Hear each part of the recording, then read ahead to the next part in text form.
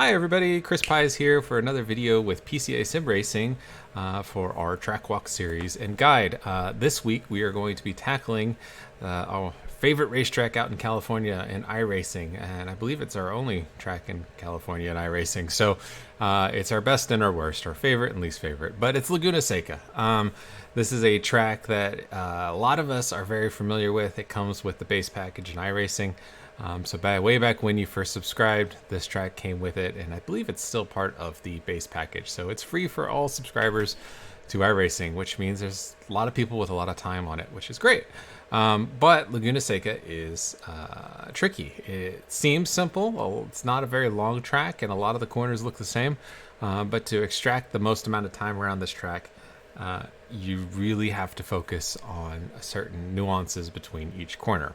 So what we'll do today is we'll go over the track in detail, do a little bit of a track walk, and go corner by corner. And then we'll take any questions that you guys may have about the car or the track. Just as a quick refresher, we're about, 3 or 4 races in at this point in this series.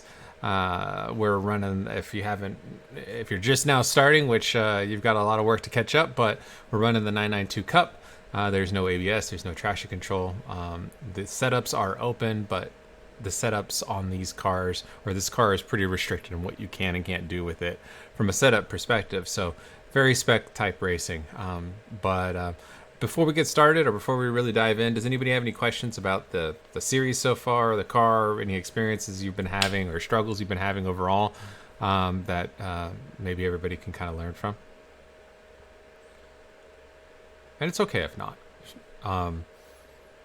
I will share that at Indy a couple weeks ago, for at least the pro race, I found that taking care of my tires really benefited me towards the end of the race. I found that it was a struggle to keep my pressures under control if I was pushing as hard as I possibly could. And I noticed that my pressures, when I was pushing, were rising to an envelope where I was losing substantial traction, especially that left rear. And I actually, a couple times throughout the hour-long race, had to tell myself, bring it back a little bit, drive to a number. And when I say a number, I mean drive to a lap time rather than drive as fast as I can, to make sure that that pressure, especially the left rear pressure, was kept in check. And I found that towards the end of the race, I actually was able to make up another spot on one of my competitors, because I think of the tire advantage that I had maintained. So I gave a little bit in the beginning to have a little bit better tires towards the end, where I could really push and really catch folks. So it's important to remember that when you're driving this car. Hey Chris, Yeah. Ron, I have a question. Sure, Ron. So as one of the people that is constantly getting blue flags, what is the etiquette on maintaining your speed versus moving out of the line? How should I handle cars that are approaching quickly? That's a great question. So PCA has kind of adopted, well, just to back up for a second, but PCA has kind of adopted the Formula One blue flag rule, where you've got a certain amount of corners when you receive a blue flag to allow the or the car that is giving you the blue flag to pass. So the car that is coming to lap you, the leader, or anybody that's ahead of you that is giving you a blue flag needs to get by. You've got a certain amount of corners that you can let them by in. The safest place to let folks by is in straightaways, of course. But so we want to make sure that if we're allowing cars to get by, it's done on a straightaway. When you're on a straightaway and you see a blue flag car coming up and they're going to get by you and you want to let them by, if you're actively letting them by, the best way to do it is well in advance. So before they come and they're on the back of your car. So maybe when they're 10 car lengths back, 5 car lengths back, but not when they're 2 feet off your bumper. Pull off the racing line and lift off the gas completely to allow them to get by. If they are on your rear bumper within a car length or two and you pull over to the side, a couple of things may happen. One, they may be using you as a draft to pull them down the track, and they may follow you once you pull offline because they're trying to get your draft, and then you lift off the accelerator, and they're not expecting it because it's a straightaway, and they'll just drive into the back of you. So you need to have a substantial distance between you and the car behind before you do this. But know that this is my intention. My intention is I am going to let this person by on this big long straightaway. I am going to pull offline, and I am going substantially slow by getting completely out of the gas. That way you create enough of a delta. They're going to catch you at a rate that they know you're off pace, and they'll take the other line, or they will avoid you at that point. Other than that, drive your line. So if we didn't have this rule where you have to let a car by within a certain amount of time, if you have a blue flag, I would always say drive your line. They have to find the way around. Same thing with multi-class racing. You know, if you're the slower class, you drive your line, you drive predictably. The faster cars will get around.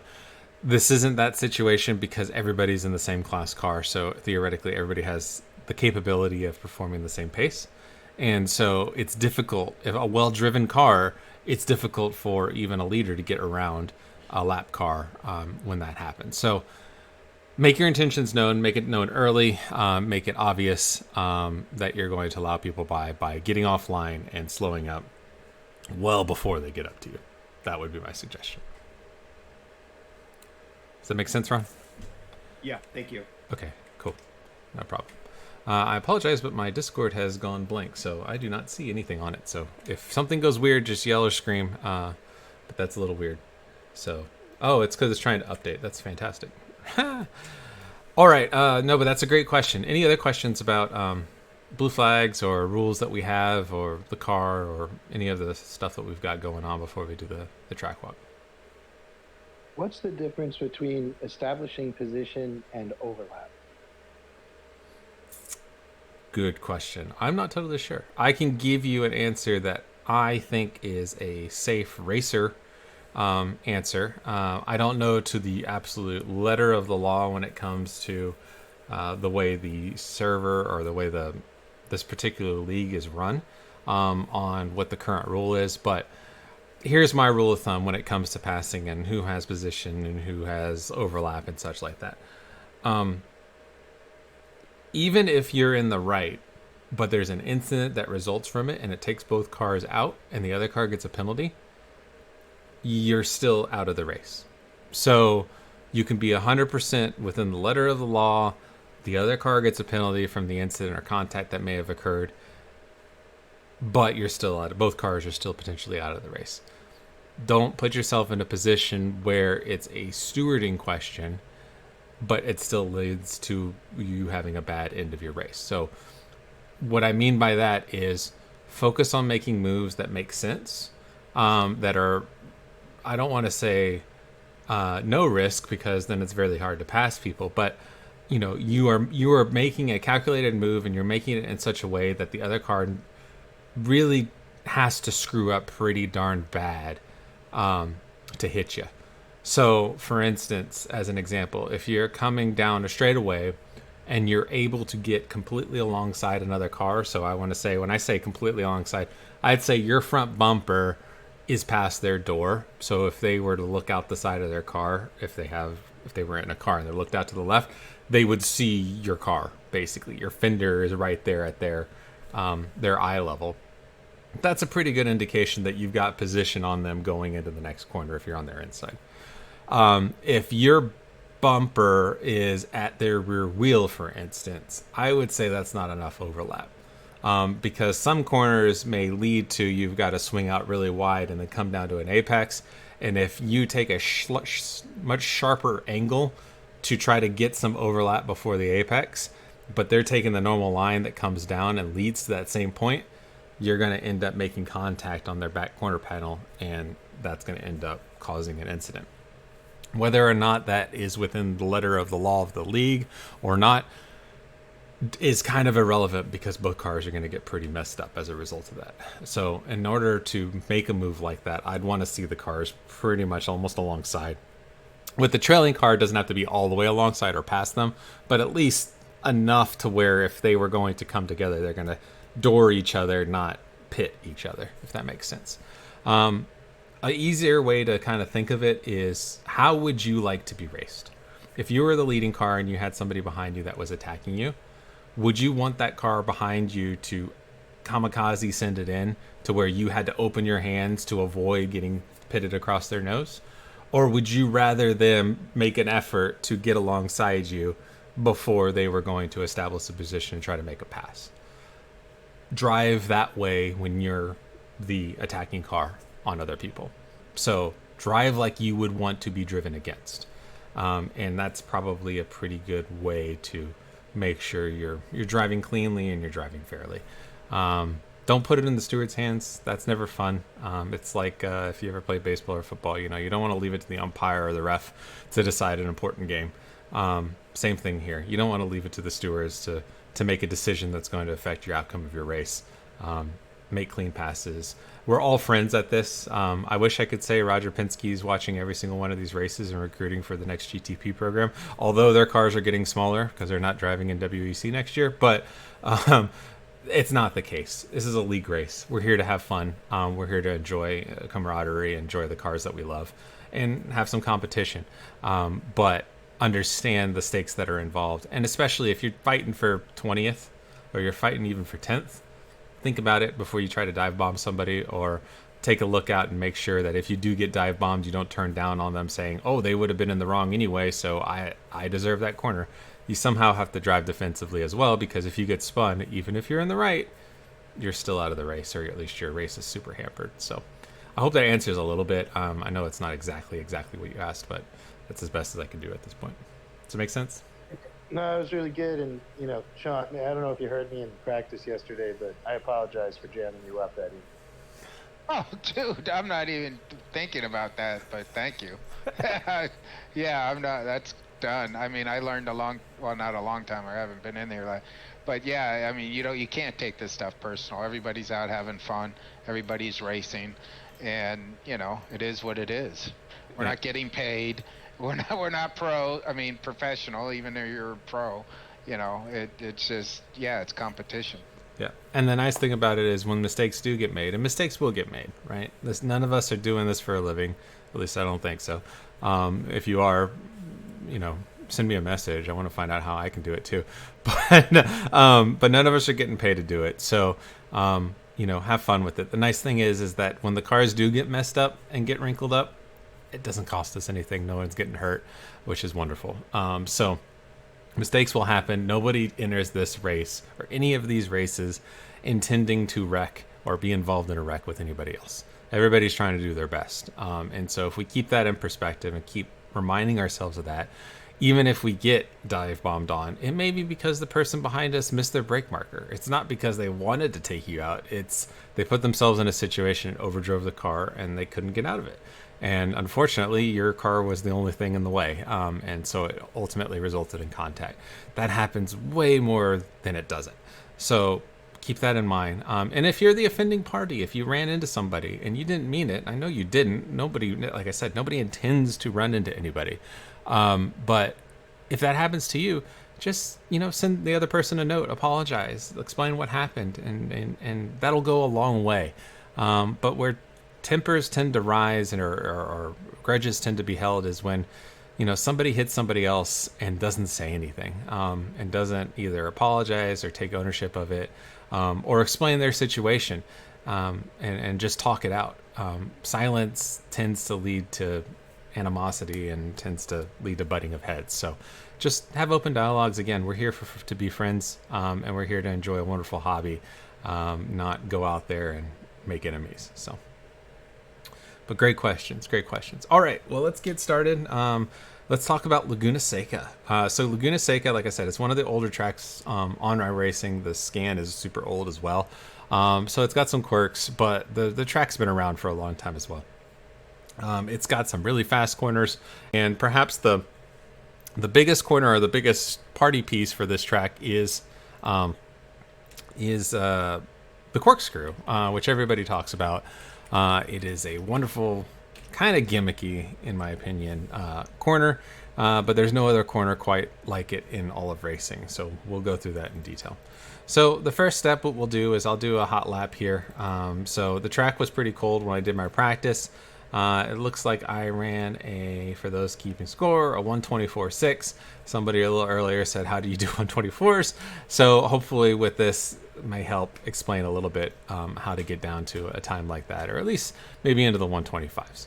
But first off, we'll go into the cockpit and I will shut up and show you what the race looks like, or what the lap looked like.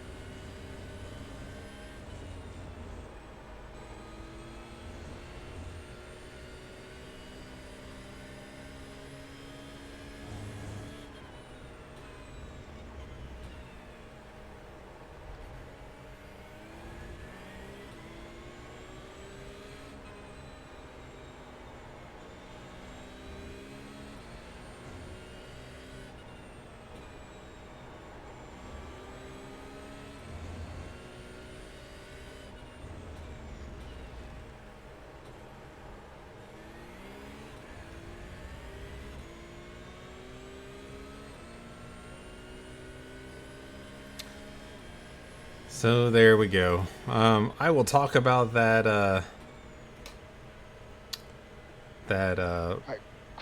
Chris, already I got a question for it. Yeah. So I know you're pro league, and I believe you guys can set your car's settings, because looking at your car, I think you have and speaking to Mike last night, you have maybe a lot more downforce, or you changed your angle on your back wing, because I saw some of the speeds and gears you were in on some of the ones that I go into, and I can't hit those speeds or be in those gears. I'm in challenge group, so I don't think I can change those things. So first off, I believe all the classes can change them. I think it's open setup across everybody.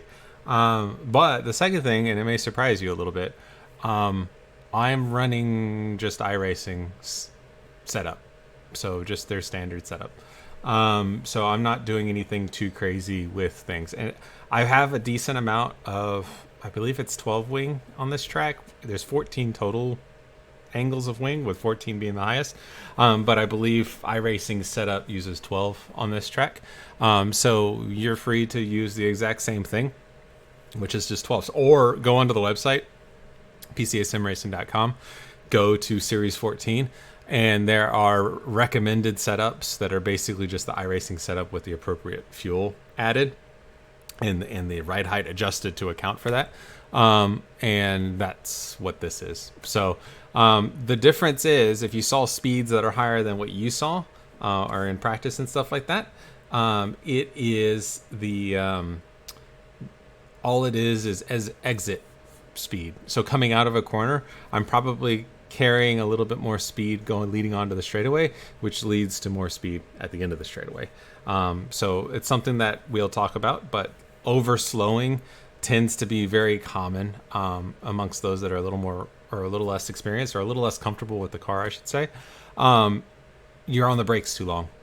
You can carry more speed. And so I'll show that on here in Laguna Seca, where, the tendency, and it's also my tendency too, is to slow the car down too much. You can carry more speed if you allow the car to be more balanced and be more comfortable with it. But yeah, I see on Twitch, somebody's asking iRacing Standard or iRacing Laguna Seca for the Cup. I'm using iRacing Laguna Seca. So iRacing has a bunch of setups. I wish I could show it, but this is a replay, so they don't have the garage function enabled. But iRacing, if you go into the iRacing setups, which are above my setups in the tab over on the right side, And you click that for this car, there is a whole range of setups, and it has the track name associated with it. One of them is Laguna Seca. Double click that, and it will load iRacing's Laguna Seca setup. The reason iRacing has so many setups for this car is because there's an iRacing fixed series for the Cup car specifically, and this car goes to Laguna Seca pretty often. So they've got a Laguna Seca setup for that series that nobody can change in the official races. So check that out. It's a great starting point. In fact, all the races I've done so far this year in the Pro class have been just the base iRacing setups for that track, with one or two very, very minor tweaks. But that's just a comfort thing, not going to make you faster change. And I've been top 10 every time. So it's more how you drive the car, not how the car is set up. So just keep that in mind. But great point. All right, so let's talk about that lap. So Laguna Seca, like I said, there's not a whole lot of corners on this track. So the fundamentals of the track walk is probably going to be pretty short. But each corner has its own nuances, as we discussed. Coming down the straightaway at Laguna Seca out of that final corner, which we'll talk about at the end of the lap, the straightaway is not straight, you'll notice. It is quite a curve. The big thing we got to remember here is because it is a curve and the tendency that people can get really good runs out of that final corner, there is a high likelihood or a good chance that you can come into turn 1, or technically turn 2, which is the Andretti hairpin. This is turn 1, side by side. And so you have to remember, if you are side by side screaming down the straightaway, there's a curve in it. And so be mindful. You can't cut people off. You can't drive them into the dirt. You got to pick a line if you're side by side. If you are all on your own, treat it like any other corner. What we want to do, like in any straightaway, right, is we want to keep our front tires as straight as possible, because any amount of turning on the front tires is going to create friction, and is going to create drag in the tires, and it's going to slow the rate of acceleration.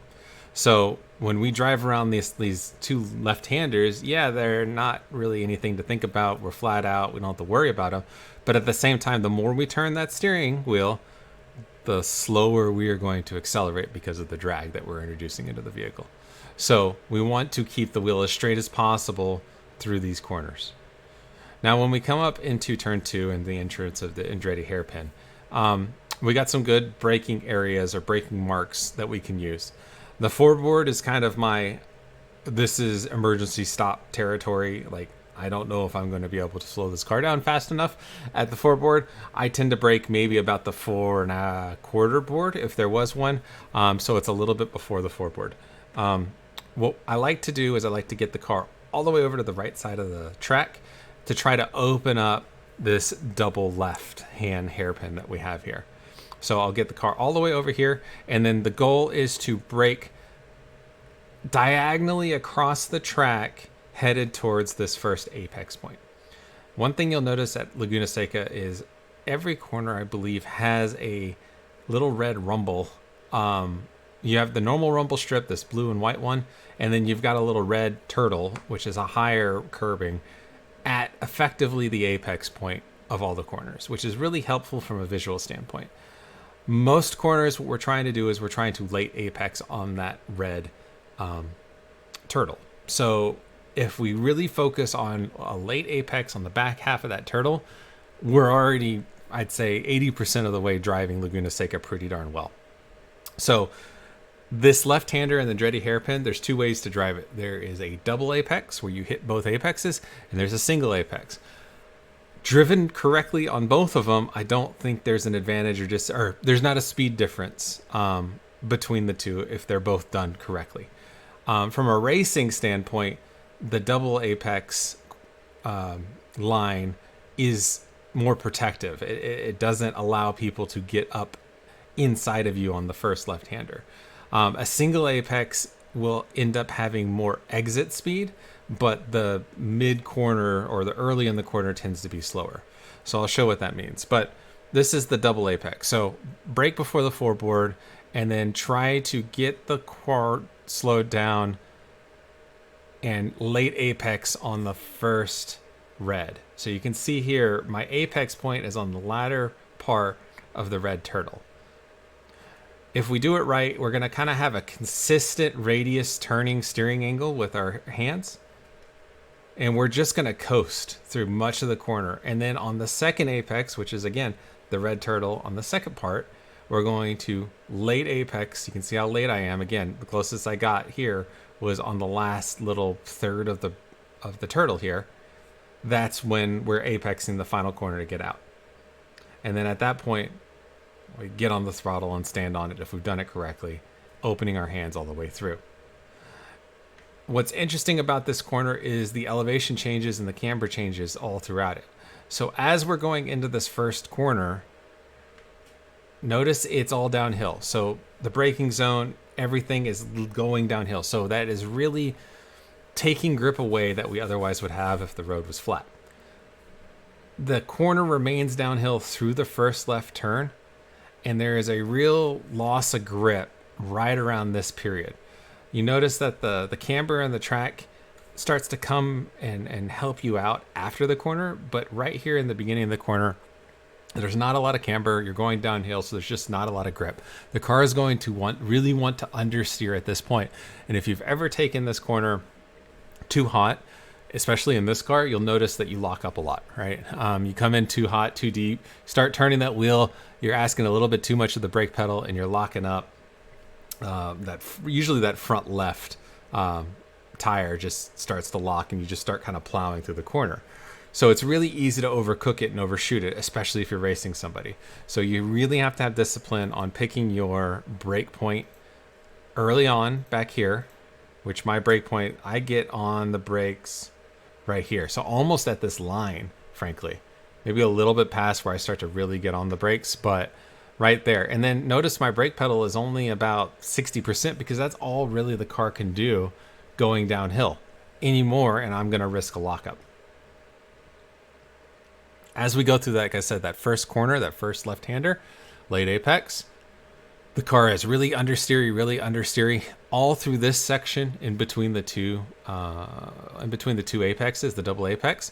I'm not doing anything with the pedals. Maybe a little bit of a brush of a brake occasionally just to try to keep a little bit of weight on the nose to help get that turn in for that final apex.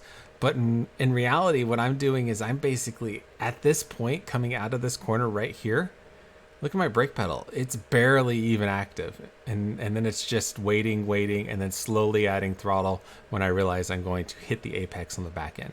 So the takeaway for the Andretti hairpin, brake early, late apex, get that steering angle in. Once you get that steering angle, kind of hold that steering angle. You don't need to be doing a whole lot with your hands. And then use your pedals to adjust your steering. So if you're going too fast, the car is going to start pushing out and you're going to start running wide. So how do you fix that? Well, you either don't touch anything and let the natural friction in the car scrub speed as you're turning, or maybe add a little bit of brake halfway between the two apexes to help bring the nose of the car in for the second apex.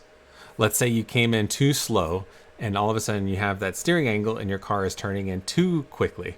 Well, add a little bit of throttle. It'll add some understeer. It'll push the angles of the car out a little wider, and you can adjust it with the pedals. But your steering angle will remain the same through the middle of this corner. So let me show it what it looks like without me just interrupting every time.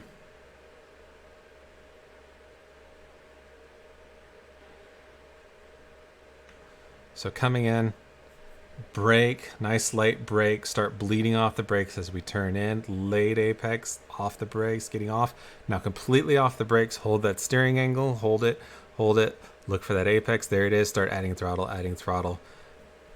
and then on the way out.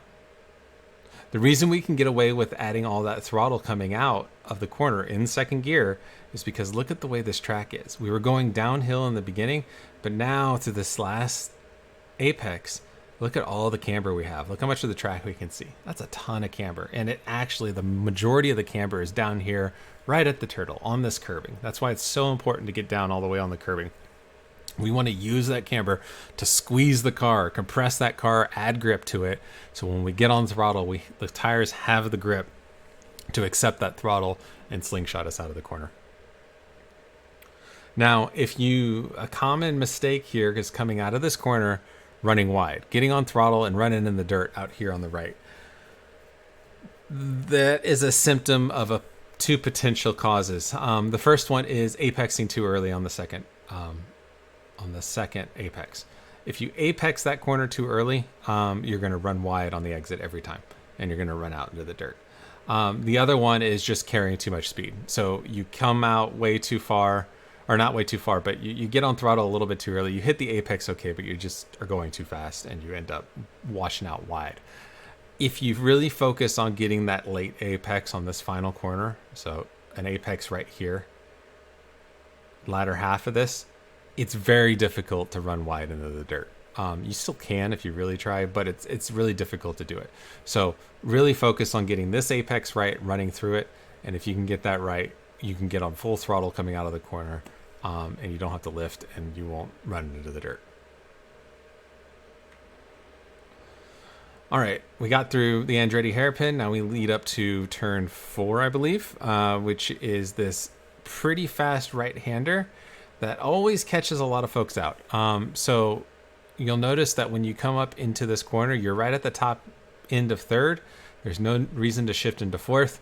You won't hit the red line in this car, so just leave it in third, and then we're going to do a brake. For me, we have brake markers over on the left side of the track. I don't even see them. I'm not looking at them. I'm looking at the apex at this point, but they're there if you need them to assist. For me, I have a rhythm on this track where I move the car over, and as soon as I get the car over to the curbing on the left, that's when I'm hitting my brakes. It tends to be just before the 2-board, but the goal is when I'm over here, get the car kind of parallel to the track, that's when I'm getting on the brakes. It's not a firm brake. It's very similar to the brake pedal coming into the Andretti hairpin.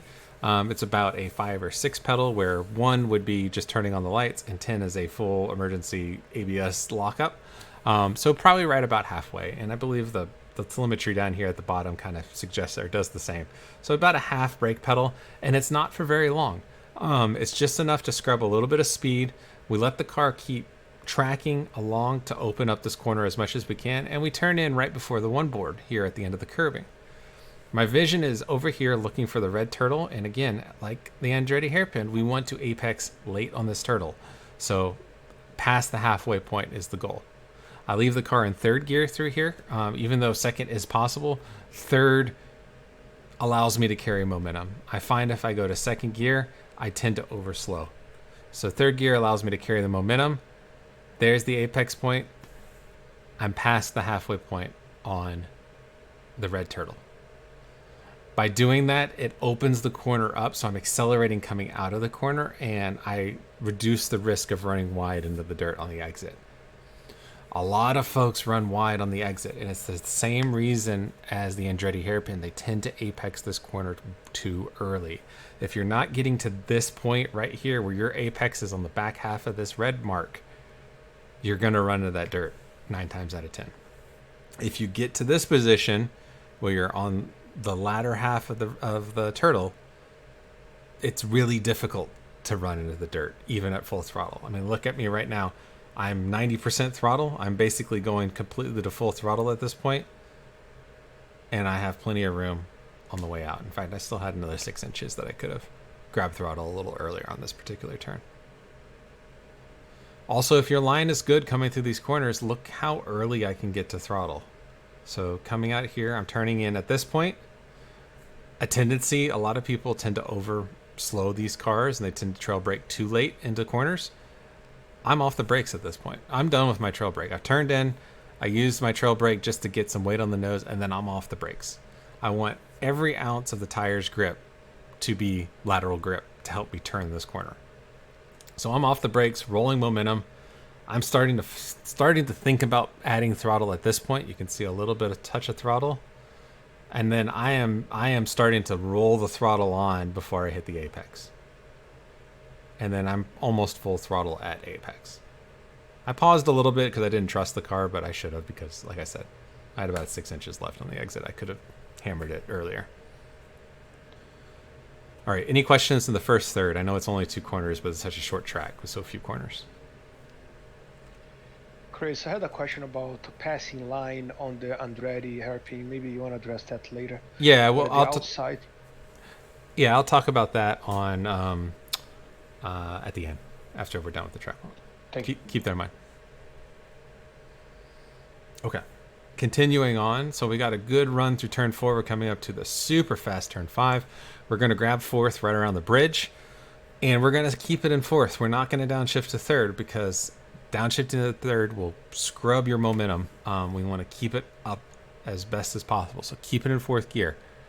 We're going to move all the way over and use as much of the track to enter this corner as possible. Like every other corner leading up to this point, our apex is on the latter part of the red curbing. So we're going to turn in before the 1 board. It's actually like about, I've started my turn in effectively almost at the 2 board, but it's a very gentle turn in. It's not much at all. The brake pedal is maybe to a 4 pedal and then immediately off the pedal. It's just to, as I'm turning the car in, I want a little bit of weight on the nose to help the front tires have a little more grip relative to the rear to get some bite to get the front end to turn. Otherwise, this car understeers, as we all know. So a little bit of brake pedal helps the front end get a little bit of bite to get it on the right angle. But then as soon as it kind of turns and gets that angle, get off the brake and roll the speed. We're going to really focus on trying to get on throttle as early as possible because this is a super fast corner. Look at all the camber that we have, and there's even more down here right next to the red curbing. The closest we can get to this curbing, the better. The faster we will go through this corner. If you leave any room on the inside between your tires and the red curbing, it's lost time, frankly, on track. We don't want to hit the curbing, though, because all these curbings, if you hit them, it will bounce the car up and make things pretty unsettled. So get as close as you can without hitting it, and you'll end up really, really running through this corner quickly. If you do hit this curb, I find this curb is one of the easier ones to hit out of all of them. If you do hit this curb, just understand that you're probably going to have to get out of the throttle while you're going over the curb, and then just let the car settle on the back end and then go back to the throttle. This one is not as severe, but again, we still want to avoid it because it does delay our throttle. So you notice coming out of the corner after I've hit the apex, I'm full throttle, opening my hands, let the car use all the track all the way out, getting as close to the dirt as I dare. If you do run wide through here, and same thing for any other corners, but especially here, if you do run wide, straighten your hands out. Don't try to save it. Don't try to keep steering angle on the car. Straighten your hands out, drive out here where my arrow is, get control of the car and safely bring it back, and slowly get out of the throttle and safely bring it back.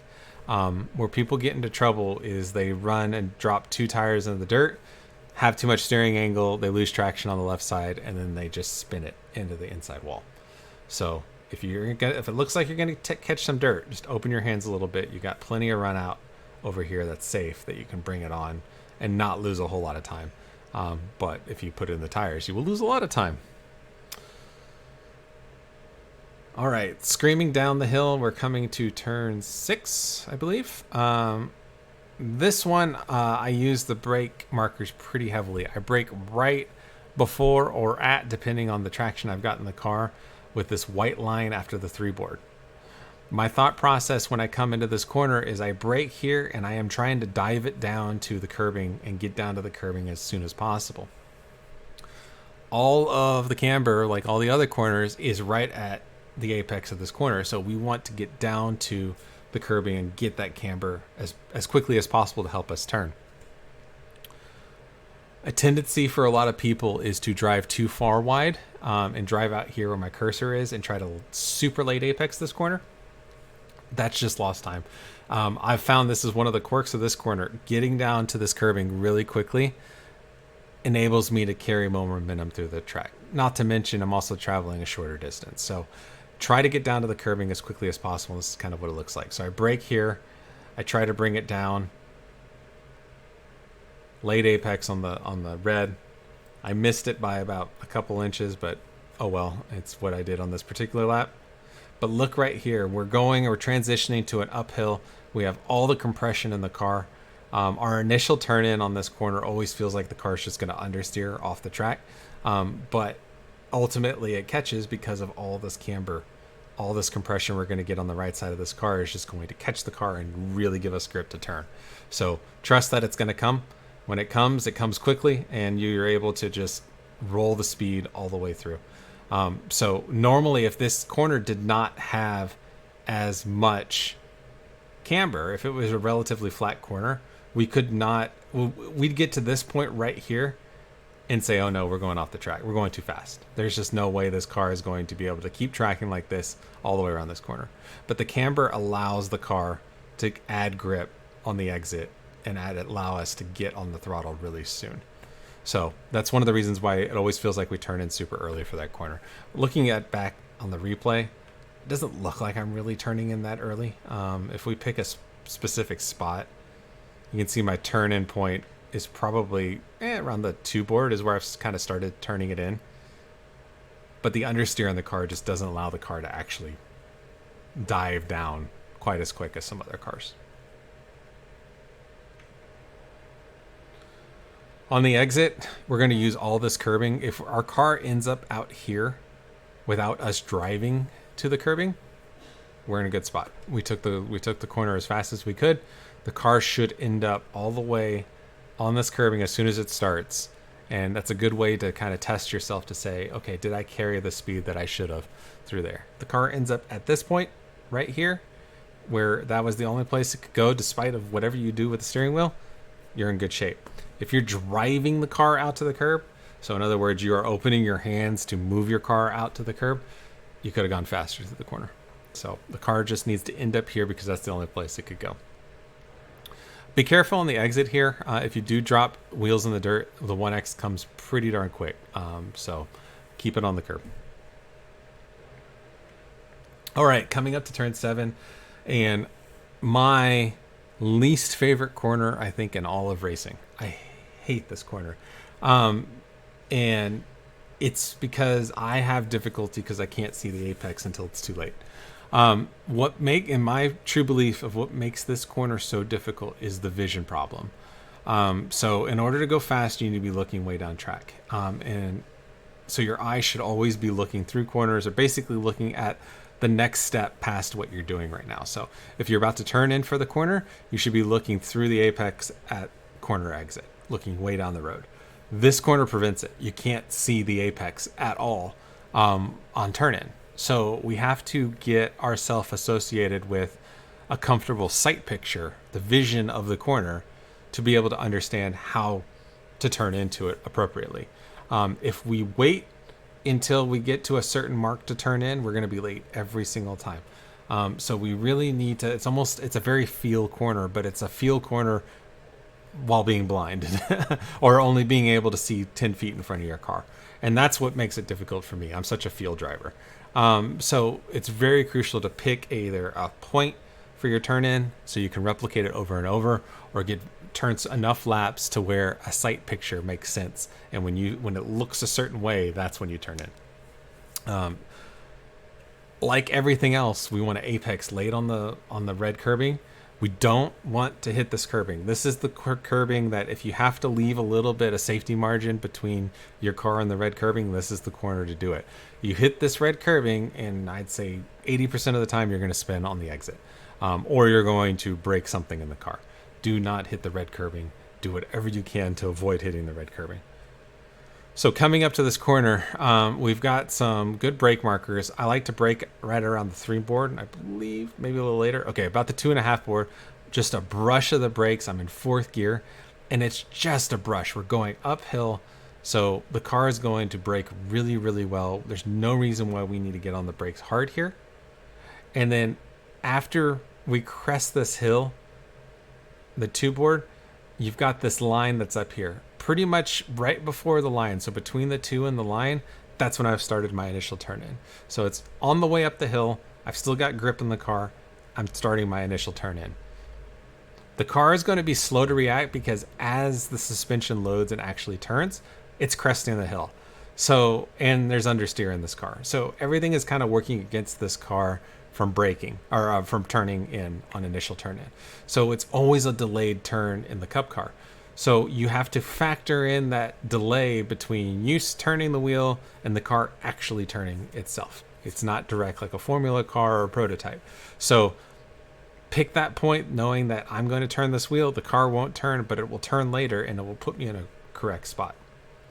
When you can see the curbing, you need to be looking at that, and then you need to be looking at the exit. Look at this curbing right here. Look how much camber is right here at the apex point. I mean, that is like a bowl. That thing is going to catch you and shoot you around here. Look how flat it gets out here if you miss the curbing. There's no, I mean, relatively very little camber, but all the camber is right here on the inside. So we want to get all the way down as close to this curb as possible. But look what happens once you get inside the blue and white curb. It's flat. And in fact, it's going the other way in some case. And then the red curbing has a bump on top of it. So if we hit this bump, we're just going to get shot out into space. We don't want to hit this bump whatsoever, but we want to use as much as we're willing to risk it, this white and blue curbing to get a good slingshot through this corner. Notice I'm just kind of coasting through here. I'm waiting. Once the car kind of tucks in and starts going in, and I realize that I've got a decent angle coming through, I can start feeding on throttle because I want to keep my momentum. So I quickly jump on full throttle, but between here and here, I'm full throttle. Maybe a car length. The car can accept it because 1, we're in 4th gear, so we're in a pretty high gear, and 2, there's so much grip in the chassis because of the compression point right here. So the car will take that shock of throttle to help us try to keep that momentum and get a good launch coming out. On this particular lap, I left a pretty sizable amount of chicken on this bone. I could have gone faster if I would have turned in slightly earlier, but that's the risky run. So, you know, I probably left, I'd say 15 hundredths, so maybe a tenth and a half just through this corner alone by missing it by that much. With that corner, if we carry it and we have a really good angle through there, we want to carry as much momentum as possible. We are going to end up all the way on the right side of the track. It's very, very easy to overshoot this corner. Either you turned in too late and you missed the apex, kind of like I did there, or you just frankly carry too much speed going through. It's very easy to drop 2 wheels out in this dirt. You drop 2 wheels out in this dirt, you will get a 1X, but the bigger risk is as soon as you hit this dirt, if you have any steering angle, you're going to lose all grip, and it's just going to kind of pull you out there. Or if it's substantial enough and you have enough steering angle, you'll spin the car. If you hit the dirt, straighten your wheels, kind of like what we discussed before. Straighten your hands. You can ride it like a dirt track and keep your foot in the accelerator, but bring it on nice and safe later up here. You've already lost the time. Don't wreck the car as well. So just take your medicine and then bring it on safely further up the track. Ideally, we don't want to get on the dirt. On this particular lap, I just barely touched it, but that's fine. I didn't get a 1X for that. But we want to use all the track. If we use all the track, we're going fast. But we don't want to hit the dirt if we can avoid it. All right, any questions between those corners that we just talked, kind of the middle third of the lap before we hit the corkscrew? All right, hearing none, we'll continue. Okay, so we hit 7. We did it great. We did a good job. We're getting a run up this hill. This hill is substantial. I mean, just look at it. It always feels like you're in an underpowered car on the way up this hill. It feels like you need, even if you had 1,000 horsepower, it still would feel like you need more power. It just doesn't seem to end. So it's a good opportunity to potentially get a good run on somebody else. It is a little bit of a straightaway that if you carry substantial speed on a competitor, that you could get alongside them and force them to blink before the corkscrew. But you would really need a good run, and they need a poor run coming through 7, which is very possible. When we come up this hill on the way up to the corkscrew, it's blind. You can't see anything. So you just have to have really good markers here because your vision is completely handicapped. So I like to use this left curbing, and specifically this line right here is my first brake point. So I like to draw a straight line from this curbing and this line to the next curbing. So that is my brake point, straight through here. Brake in a straight line, and we're going to brake all the way down to 2nd gear on the way up the hill. The brake zone doesn't end at the top of the hill, though. It kind of continues past the crest of the hill. As the car crests the hill, it's going to lose grip. because it's going to get light, and so it's going to lose that grip. So we can't maintain that constant brake pressure, because as soon as we crest the hill, if we keep that brake pressure in there, it's going to lock the wheels. So what tends to happen is you tend to brake pretty heavily right here because you're going uphill and you've got a lot of compression in the car. As soon as you crest, you're going to lift off the brake just slightly. And then when you land on the back end of that hill, you can go back to brake if you need that brake pedal again. So it's kind of like brake, lift, and then brake again, and then turn in for the corkscrew. So as we head on up, it's brake, pretty heavy brake. We're going to release the brake on the crest, keep the car on the right side to open up the left. A little bit more brake, and then we're going to start diving into the corkscrew. Our turn-in point's going to be pretty much at the end of the, getting close to the end of the curbing. So pretty much when the front end is getting towards the end of this curbing, we're going to start diving down. We want to apex what we can see here on this left curbing. And what we're doing with our vision is we're keeping our eyes up and we're looking for a tree in the distance. And that is going to tell us when we need to start turning the wheel the other way. It's our safety marker, our safety margin. Since you can't see the exit, the final exit curbing, you got to use other markers elsewhere around the track. So we're going to turn in, we're going to apex this point right here, as you can see. It is a late apex, so I'm about 2/3 of the way around the corner. And then we're going to have these 3 trees right here. Well, 4 technically. But I call this one tree, here's another tree, and then here's another tree. This middle tree right here is your safety tree. We want the nose of our car pointed at this tree when we transition from steering left to steering right. If our car is pointed somewhere in here, when we transition, we're going to run over the curbing and run over the dirt on the down slope. So if we go to the cockpit, when I'm pointed at this tree, I will transition back the other way. Right here. Pointed at the tree. Now I've transitioned. I've already actually transitioned at that point. So my steering is straight when I'm pointed at that tree. And then I transition over to the right, and notice how I am, well, you can't really see because there's so much angle in this track. But notice at this point how with that transition, boom, I'm right on the apex going the other way. So that tree is your friend. So this is what it looks like when we're coming up to the tree on the way in. So on our way in, we're braking, turning. Our eyes should be over here at this curbing because that's where we want to apex it. And then as we're turning in, I'm now looking for this tree. So my eyes are up in this area, looking for that tree, There's that first tree. We know that's not the tree I want. This one right here. We want the next tree. There it is. Open my hands as soon as we hit, like we come out of that bowl. I'm opening my hands, pointed at this tree, transitioning to the other way, driving through. One more time. So there's this initial bowl coming through. There's the bowl. I come out of the bowl, point at the tree, transition, turn to the right, opening my hands. When you're on your way coming out of the second, or on the latter half of the carousel, or not carousel, the corkscrew, we want to make sure that we are using all the track on the exit. It's very, very easy to jump at this point. You're coming out of this compression and bowl and cresting a hill and then going into another one. It's very easy at this point right here to jump on too much throttle, especially in second gear. Jumping on that throttle, there's no grip in the rear of the car, and you just light up the rears and you spin all day long.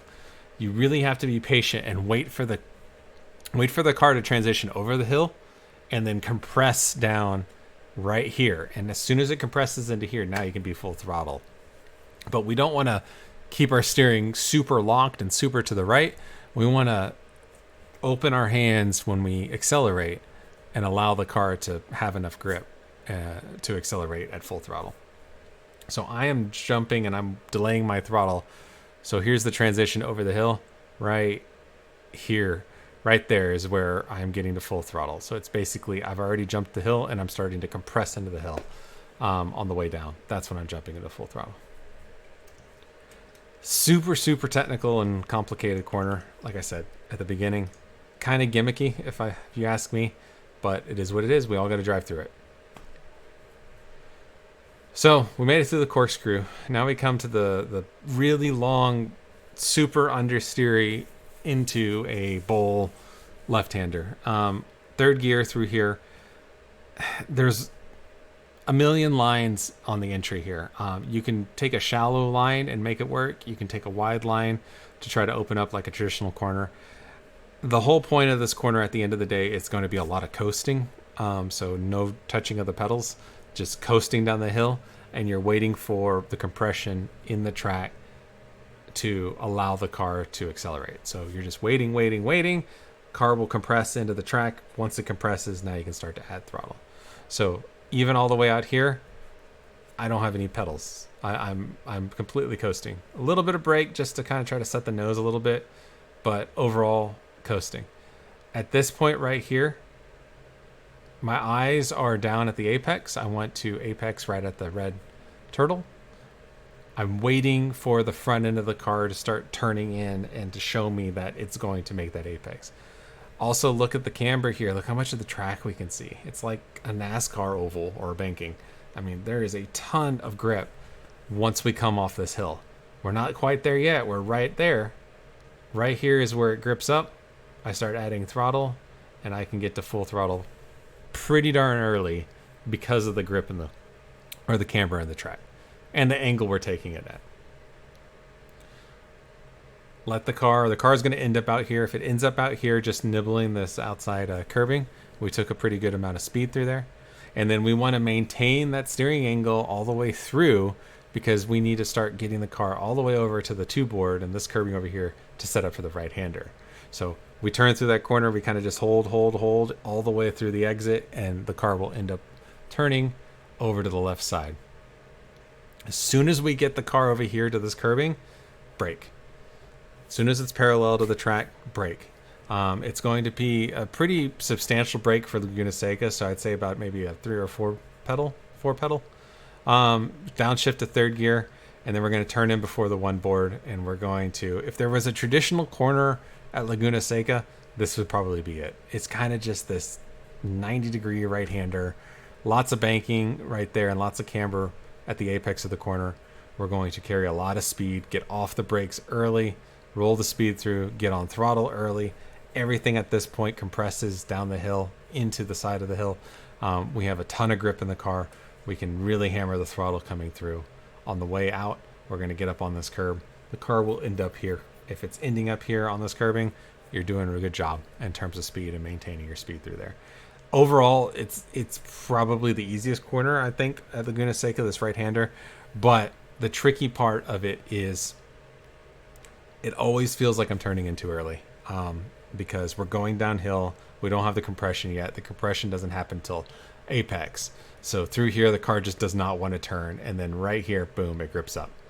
And then it grips up and it makes the corner. So notice a theme around Laguna Seca. It's understeer on corner entry, and then lots of grip at apex and corner exit. Chris, that last corner, any advantage to take it in fourth gear? You can. I was finding I was getting enough squirt in third gear to warrant it. When I first started practicing, I was doing fourth gear, but I didn't. I think I was getting actually a little bit of. I was getting enough benefit out of third that I was gaining like half a tenth on the way out over me leaving it in fourth. Fourth gear. The only problem with fourth gear through this corner was I tended to carry too much speed. I tend to carry too much momentum, and I was running the risk of running wide on exit every time and dipping a tire into the dirt because I wasn't slowing the car down enough. Third gear was giving me enough of... I was going enough into third gear to where it also kept the car in check on a speed-wise. So that's why. But your mileage may vary. If you're getting away with it in fourth gear and you're faster in fourth gear through there, then fourth gear is the gear, frankly. The best way to test it is, the best way to see is look at data. Do a third gear, turn through it, do a fourth gear, look at your speed, and look at what your time is. If you don't have access to data, put up the relative in iRacing and just see when you come out of the corner in fourth gear versus third gear. Run a third gear lap, then come in and do a fourth gear lap. and look at the delta. Is it going up or down? If it's going up, then okay, whatever you did, just keep doing that because it was faster than what you did previously. Those are the best ways to kind of try to figure it out. But for me, third gear works best. You've got your pit lane over here on the left. I will say real quick on pit lane, make sure you practice your pit entries. This pit lane is evil. It is so tight. You need to like move the car as far to the right side tires on the dirt, and take this entry like a hairpin, like a super tight hairpin, and actually apex it to make it properly. If you don't do that, or you kind of just casually come in, you could run into a situation where you run out of steering and you just kind of nose it into the tires. So really practice multiple times your pit entry at Laguna Seca. You will pick up time on the field if you do, because I guarantee you there will be people that don't, and their first entry will be the first time they go down here in the race, and they will have a very, very bad time. Final corner, also coincidentally the most important corner on the course, frankly, because it leads to the longest straightaway, is brake pedal at the first line here between the 2 and the 3 board. We're going to downshift down to second gear. Now on this lap, I went to first, but that's because I screwed this corner up, not because you should. We're going to go down to second gear. The goal here is a super late apex around this corner. So I did the super late apex part, but I carried too much entry speed in, and so I ended up just totally understeering, and I had to overslow the car. But in general, what you're trying to do is you're trying to get a super late. We're trying to get that car dove in, rotated early to get a good slingshot coming out. If we dive in too hot, kind of like what I did on this lap, if we dive in too hot and our entry's too hot, we have to overslow the car on the exit, which is killing our momentum going onto the straightaway. We'd rather lose all our speed at the front where it doesn't matter on entry, get the car appropriately turned, and get on throttle as soon as possible so we extend the front straight as long as possible. So this particular example is not the best because I'm too hot going in. I had to overslow the car and delay my throttle too much before I could get on it. On exit, use all this curbing out on the right. You can get all 4 tires over the white line. Left side tires, as long as they're on this rumble, will be fine. Use it. That's how you go fast. So I totally just botched this corner. If you are an aggressive driver or you're looking for that extra little speed, this curbing right here, you don't want to hit it because it's going to upset the car. But you can put your left side tires left of it and not get a 1X, and it's smooth. So if you straddle it, not too far in the dirt, too far and you'll get a 1X or maybe even a slowdown. But your left side tires, there is a little path right here where it's just on the inside of this, and you straddle this, and you can get a really good launch coming out of this corner. It's difficult to do, and it's hard to repeat, but if you can get it to where you can do that on like a qualifying lap, ooh, that's going to be your fastest one, I guarantee it. So give it a try, see if you can do it. I'm not confident enough to repeat it myself, so I tend to try to avoid it, but maybe you can. And if you can, that's probably worth a 10th right there. But your mileage may vary. And then we had a good run coming through all the way down the straightaway, and we do another lap of Laguna Seca. So like I said, that lap in particular was a little bit of a scrappy lap, frankly, but I was still able to do a mid-24. I think if you're in the pro class and qualifying spec, we'll probably see some high 23s. That doesn't mean that that's what you should be running in race trim. I think in races, even in the pro race, we'll see high 24s from the leaders during the race, mid to high 24s. For other classes, 25s, 26s, it just depends on the class. And it depends on your comfort level. This track is super technical. It's very easy to get caught out somewhere or make a mistake and hit one of these curbs and just spin it, frankly. So really look for mistakes from others to help propel you into a better finishing position. Real quick, I wanted to go over the passing spots. The by far best passing spot on this track is the Andretti hairpin. So coming in right here, again, long straightaway, you had a really short corner leading onto it. If you get a good run relative to your rival, you can get up alongside them. The easiest way to pass into Andretti is the inside. If you have the inside, you have position over the other car, and so it's very difficult to go the long way around Andretti. I'm not saying it's impossible, but it's difficult. So if you can get inside advantage coming into this corner, so somewhere around here, and push the opponent or force them to take the long way around, you should be able to get a pass done pretty quick. If your opponent defends coming into Andretti and they are like mid-track right here, and you really want to get around, you can send it out deep. And so I don't have a lap to show it to you, but what it would look like would be way out here, and instead of turning in at this point to hit this first apex, you are driving as though you are trying to turn the car out here on the very edge. So it's like displacing this apex. So instead of being right here, your car would be out here. So you're leaving room for the car on the inside. If they're super shallow, they're going to have to take this corner really slowly to make it. If they don't, and it's likely they won't because they're trying to out race you, they are going to take this too fast, and they're going to end up running wide out here in between the two corners. Well, you're already out here at this point, and you're already completing your turn, and you're going to single apex this corner from this point. So you've already made your turn for the corner, and you're already starting to dive for the second apex while they're still pointed out to the right side. What they will end up doing is, instead of doing my line here, they will end up out here in the marbles. You have already completed your turn, and you will go underneath them, and you will actually have the inside line for the second apex, which is the important apex. So they're too wide. You drive up. You basically over-under them is what it's called. So you're over-undering them, and then you have the inside line for the second apex. That is probably the easiest way to pass if somebody's really defending hard, because you can pressure them into making a mistake. Most drivers will not slow down.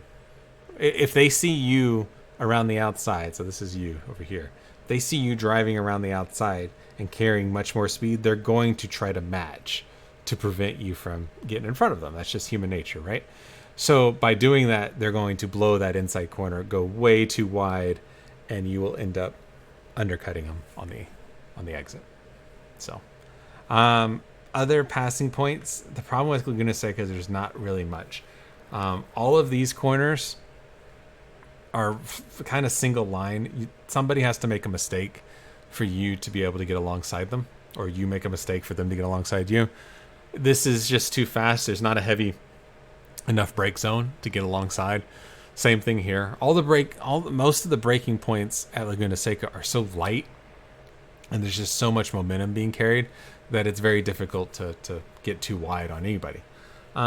This corner right here, 7, it's so difficult that there's a good opportunity at this point to get alongside, get a good run coming out of that corner and get alongside someone coming up the hill. If that's the case, this is the second best place to pass, is getting, we talked about at the very beginning of this video, or very beginning of this classroom, how much overlap is enough, right? You want to get all the way alongside your opponent, if not a little bit ahead of them, before you try to overtake them into the corkscrew. So if you're confident, or your momentum, you realize that you're going to be at least alongside, if not a little bit ahead, then by all means, go for it. Get alongside them and make them kind of pull out, because they're not going to want to take it too wide. But be ready, because maybe they, for some reason, are feeling spicy and they want to keep it and they want to make it too wide through the corkscrew. So, you know, if this is a couple laps left and you're fighting for a top 5, okay, fight. Go for it. This is the 3rd lap of the race, and, you know, you've still got 50 minutes left to go. Probably don't want to take it too wide here, and you know, be patient. But this is the other passing zone, frankly. And that's it. Other than that, it's Laguna Seca. It's fun. It's fast. Slightly scary, but, you know, we'll get through it. Any questions?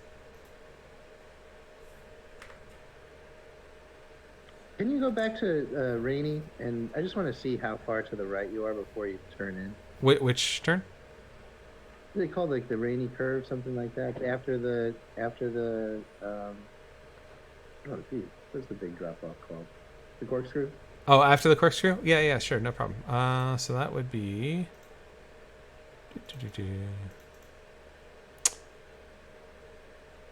It has a name, and I always forget what this name is. It's the name of a driver. I'm pretty sure it's Rainey, the motorcycle rider. Okay. So yeah, so it's famous for being understeer, too much grip, understeer. So that's kind of the general idea behind it. On this particular lap, I took a wider line through it, but like I said earlier, you can be down here as well and still be successful through this corner. You just can't carry as much speed coming down the hill, but you're traveling a shorter distance. So it's kind of a whatever you're most comfortable with, frankly. If you go too wide out here, and I'm probably as wide as you want to be, but if you go any wider, you run the risk of just kind of getting caught out here and never getting the car turned in, because it's just understeer, understeer, understeer, and it doesn't start gripping up till about right here. In fact, you see me, I actually grab some brake on the way down because the car's just understeering, just not turning. So I'm waiting, and I grab brake right here to try to get it to turn a little bit more. It's patience is what it is to get down to it. Ultimately, the goal is to end up right here. So you can take it shallow, you can take it high. Whichever way you take it, just make sure you're comfortable with it. Nobody's going to pass you unless you got a really bad run through the corkscrew. But nobody should be able to come out of the... If you got a good run through the corkscrew, nobody should be alongside you coming through here.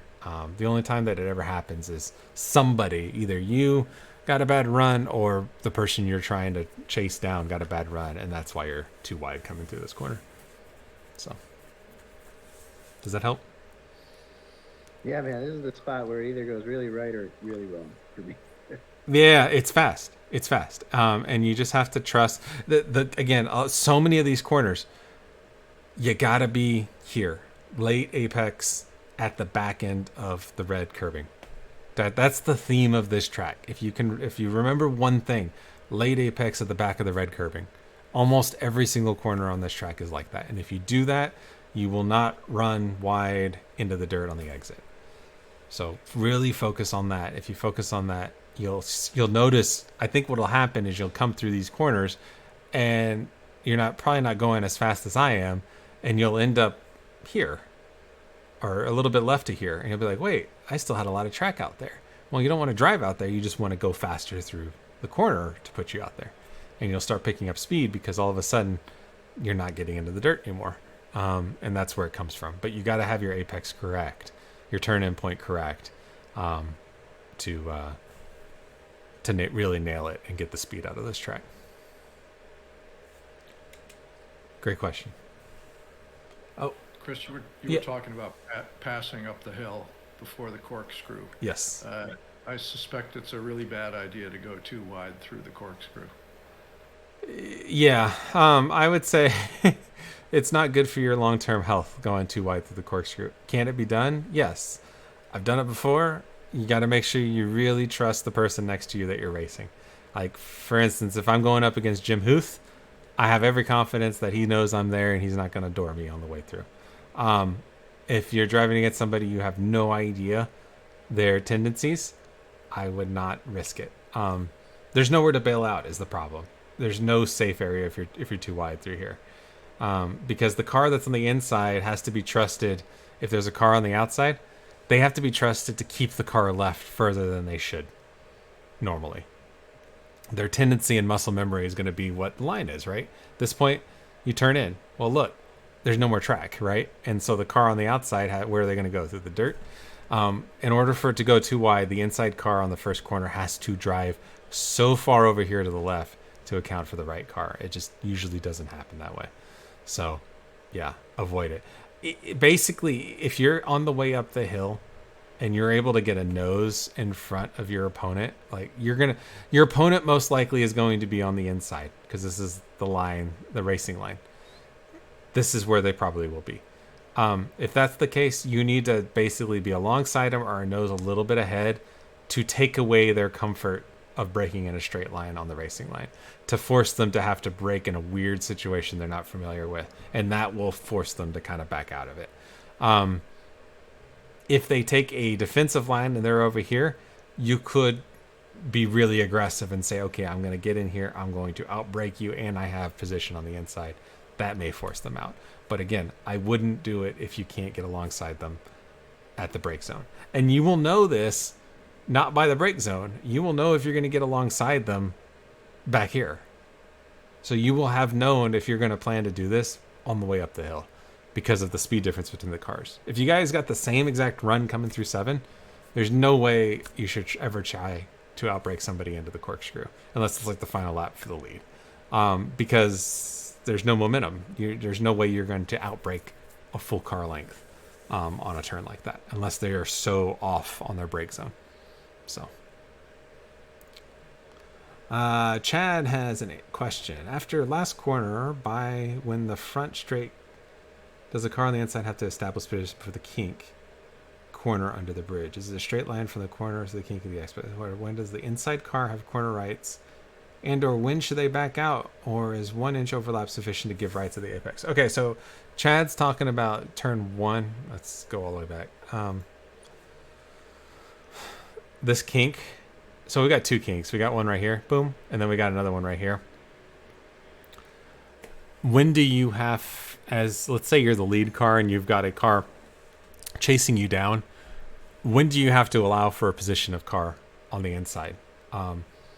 Obviously, if he's not there, so there's no overlap, you don't have to allow for him to be there. You can apex it all day long, right? Because he's not there, right? It's normal. You're not cutting his nose off. You're not doing anything. You're not going to hit him. If there's any overlap whatsoever, or there's a risk of overlap where he is on your bumper like this, you don't want to cut down to the kink, because if he stays in it, you're going to cut yourself off of his nose and you're going to spin, and he's probably going to be fine, frankly, and you're going to end up in this concrete wall. And even if the stewards say, well, you were in the right, it doesn't matter. Your car is destroyed in the wall. So even if there is in my opinion, if there's an inch of overlap coming through like this kink, just displace your car and allow him a car width right here. Don't even make it a risky decision. There's no reason, there's no advantage you gain by moving the car all the way over here. There is no time gained whether you take it from here or here, frankly. Maybe 100th of a second. That's not enough to warrant the risk of, you don't know how that person's going to drive. But even if you're in the right, because there's not enough overlap for them to technically make a pass or you to give them rights to that area, you're going to be the one that's wrecked. So you can be right, but wrecked, and you don't want to be in that position. I would also say on that, it goes back to the golden rule. Race how you'd want to be raced. If you were the car that was following and you were coming into that kink and you had a little bit of overlap on the car in front of you, you wouldn't want that outside car to turn down and force you into these cones, right? So you shouldn't do the same if you are the leading car on that front.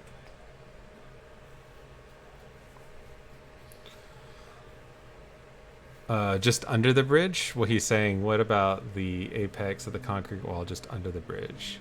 Oh, right here? Same thing. I mean, if there's a car there and your spotter is saying car left, you got to leave a car width.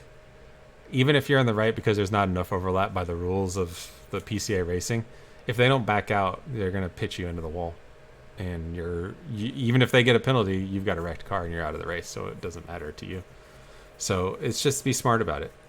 If there's a car there, leave a car. Leave a car with. Are they going to get you down into turn 1? Yeah, but they were going to get you. If they were able to drive up to your bumper and get some overlap at this point, this early on the straightaway, they're definitely going to get alongside you all the way in the braking zone of turn 1. They've got enough momentum to bridge that gap. So just be smart about it. And the context matters too, right? Yeah, I would say so Chad's saying any overlap, leave room. Yeah, I would. Now, if you're on the final lap of the race, well, so the question is, all right, the thing I'll throw back at you is, what's the alternative? If they don't back out and you cut down across their nose and they hit you in the quarter panel and spin you, you don't want to be in that position. So it's not a question of what's by the rules and what's not. I would argue under PCA rules, if there's only an inch of overlap, the lead car has the following car hasn't established position yet, and then you got to be along a certain amount alongside another car. But if they don't back out and you pitch yourself across their nose, they still may get the penalty under PCA rules, but your car is in shambles and you're sitting in pit lane waiting for 6 minutes of repairs. So even if you're right, you're still wrecked. So from a personal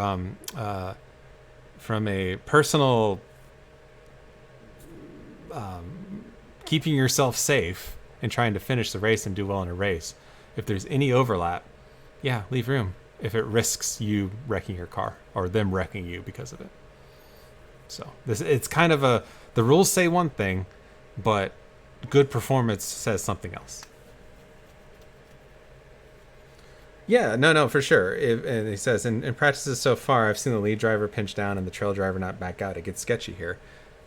Again, it's the same thing. The rules will say that the lead car is probably in the right, and the car that would make contact, the trailing car, would be in the wrong and would receive a penalty for any kind of contact at a situation.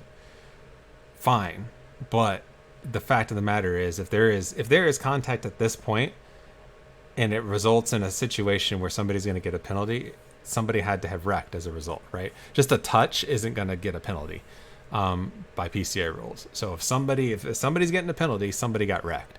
And if that somebody is probably going to be the lead car. So even if they're 100% in the right under PCA rules, you're still wrecked. So that's the last I'll say of it. I think I beat that dead horse. Just be smart about it. I mean, it's just, you don't want to wreck yourself. Even if you're in the right and you have full rights to that corner, at the end of the day, if the other person doesn't compel you or work with you, and they're aggressive and they're gonna kill you, then they're gonna kill you. It is what it is. So Chris, the definitions in the rules basically states that on a straight, any overlap established requires leaving positions between the two drivers, and a straight is defined as any piece of track, even with curbing, where you can maintain full throttle. So that would apply to both of these corners. Well, there you go. So there's even a better situation. So it goes along kind of the logic that I was trying to make, like leave room, of course. Even if that rule wasn't in place, I would still say leave room, because you're going to wreck yourself. So this just supports that. If there's any overlap whatsoever, even if it's a millimeter, you got to leave room. So you'd be wrecked and the other guy wouldn't get a penalty. So yeah, definitely leave room. So no, thanks for that. I appreciate it. I have to admit, I'm not totally up with the rules, but I try to just not have contact, whatever. So it's just maybe overly cautious sometimes. But yeah, no, those are good questions, because I mean, these are the things that happen, and we see them in the preludes all the time. And it's not always, people aren't trying to take advantage of something or put somebody in a bad situation. But yeah, you get a run on somebody and you're like, okay, yeah, the best place to pass on this track is the Andretti hairpin. And if you have to get out of the throttle because you're going to get pinched at this point, you're going to lose your momentum. So you don't want to do that, right? You want to keep it up so you can get alongside them going into that corner. So yeah, nobody's going to give an inch. So if there's any overlap, your spotter's saying anything, yeah, leave room. Always leave room. You got to leave the space. Some famous driver once said, I guess. But great question. Any other questions? Comments, concerns? Cool. I am going to stop the recording there. It's already been almost an hour and a half, so I will stick around for a little bit and answer any questions once I stop this recording. But otherwise, from that, if you are participating in the next races at Laguna Seca for Season 14, best of luck. Make sure you last the whole hour. Have fun, and we'll see you out there. Thanks for watching.